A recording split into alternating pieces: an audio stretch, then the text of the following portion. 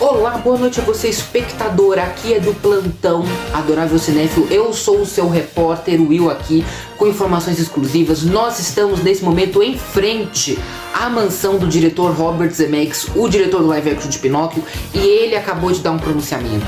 Ele assistiu o Pinóquio do Guillermo del Toro e disse que vai se aposentar. Steven Spielberg veio aqui para consolar o companheiro e ele disse, abre aspas, a minha carreira é uma fraude, fecha aspas. No momento ele está ameaçando se jogar da janela. A gente volta com mais notícias a qualquer momento, fique ligado. Olá, meus adoráveis, tudo bem com vocês? O meu nome é Will, eu sou Adorável Cinéfilo, sejam bem-vindos ao meu canal. E no vídeo de hoje a gente vai falar sobre Pinóquio de Guillermo del Toro, o melhor filme de animação do ano. Mentira, porque tem Turning Red, eu gostei mais. Mas a gente vai falar sobre Pinóquio hoje.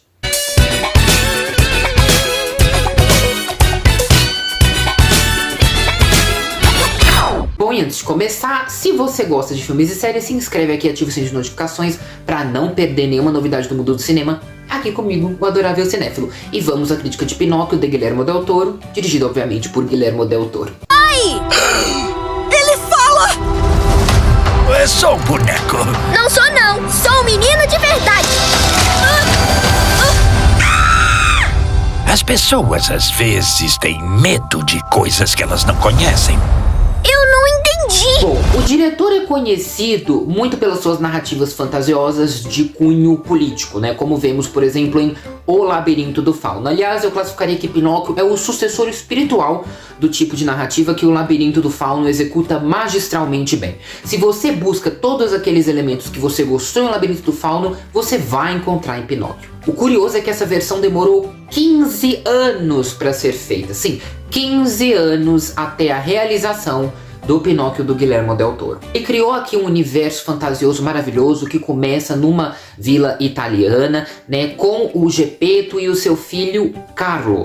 O filme investe bastante tempo na relação do Carlo com o Geppetto, é uma construção bem gradual, você vê bastante eles interagindo como pai e filho, para que também o público possa sentir a dor da perda quando o Carlo vier a falecer. E esse luto transforma o Geppetto. O Geppetto é muito diferente do que nós vemos no Geppetto do Tom Hanks, por exemplo, né? O Geppetto aqui é amargo, desagradável, tá sempre bêbado, é um senhor ranzinza. O luto tornou ele uma pessoa triste e o Pinóquio vem do luto. O Geppetto aqui constrói o Pinóquio num acesso de fúria quando ele tá bêbado e quando ele pede para Deus para que as preces dele sejam atendidas e que o filho dele volte e Deus não atende e ele fica pé da vida e ele vai construir o Pinóquio. A cena de construção do Pinóquio, ela é beira ao assustador, ela é bem escura, com vários raios e trovões ao fundo e o Geppetto talhando a madeira furiosamente. E eu achei disso de uma sutileza porque, na verdade, o del Toro entende que o Pinóquio, ele vem de um sentimento em que o Geppetto tenta tanto ter seu filho de volta, que se ele não vai poder tê-lo, ele vai tentar ao menos substituí-lo. E eu acho que o del Toro entende como o luto do Geppetto o levou a esse ato de quase violência. Então é assim que essa cena é retratada, a construção do Pinóquio é retratada como uma cena quase que de violência. E a animação é fundamental, é uma animação stop motion da forma mais artesanal possível. Os animadores do del Toro tiveram um trabalho primordial na construção do filme, eles tiveram muita liberdade para compor o filme e ao mesmo tempo o del Toro foi muito firme no que ele queria ou não. Inclusive uma das coisas mais fascinantes que eu achei durante a produção desse filme é que o del Toro pediu para que os personagens cometessem erros propositais, erros que cometemos no dia a dia. Um exemplo, tem uma cena em que o Carlo entra por uma porta, aí ele vai fechar a porta não fecha, ele tem que voltar e fechar de novo.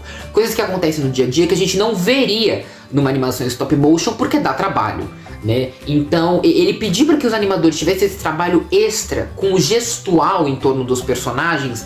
É gratificante, assim, o filme é lindíssimo. O filme também aborda vários temas que já foram abordados no Contos de Fada, como por exemplo relações de pais e filhos, vida e morte, religiosidade, guerra. Parte engraçada sobre isso, inclusive, é que o Mussolini tá no filme. Sim, o Mussolini tá no filme e o Pinóquio praticamente manda o Mussolini ir à merda. Então assim, o del Toro foi tão perspicaz nessa cena e ele merecia um Oscar só por isso. Interessante como o del Toro utiliza o lema fascista crer, obedecer, combater durante todo o filme, quase como um mapa do que a gente está assistindo. Ele usa o crer, porque o filme começa no religioso, começa com o alegórico. O Geppetto tá construindo uma estátua de Jesus Cristo para a igreja. Inclusive tem uma cena onde o Pinóquio pergunta por que o Jesus de madeira é adorado e ele não, ele é considerado uma aberração. Então ele faz muito esses sentidos com o alegórico. Tem também a participação da fada azul, que tem asas, tem olhos nas asas, lembra bem a figura de um anjo bíblico de Gênesis. O Del Toro gosta muito de alegorias religiosas, que o Obedecer ele utiliza justamente o cerne da mensagem do Pinóquio. Pinóquio é um conto de fadas que eu sinceramente não gosto. Eu acho a mensagem sobre obediência cega e se você for uma criança mal educada, você vai virar um burro.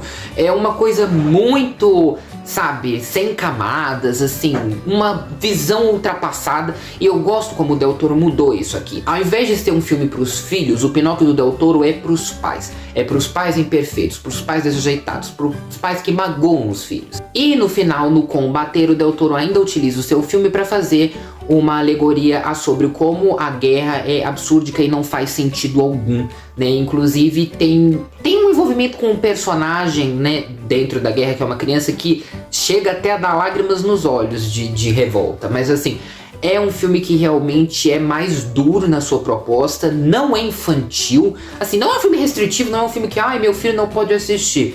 Não acho que teria problema, mas assim, eu acho que a linguagem desse Pinóquio é muito adulta. Você tem que ter um critério, tem que ter uma bagagem para conseguir entender tudo que o Del Toro quer passar, porque a parte fantasiosa, ela fica muito mais em torno do boneco, porque do meio pro final é quase um filme de guerra. Então varia muito do que você considera um entretenimento familiar. No mais, o Pinóquio do Guilherme Del Toro conseguiu surrar não só a animação da Disney de 40, mas também conseguiu acabar, obliterar com o live action do Robert Zemeckis. Comparações são inevitáveis, né, visto que nós tivemos 3 Pinóquios este ano, né? Tivemos o Pinóquio do Zemeckis, o Pinóquio gay da Lionsgate e o Pinóquio do Del Toro.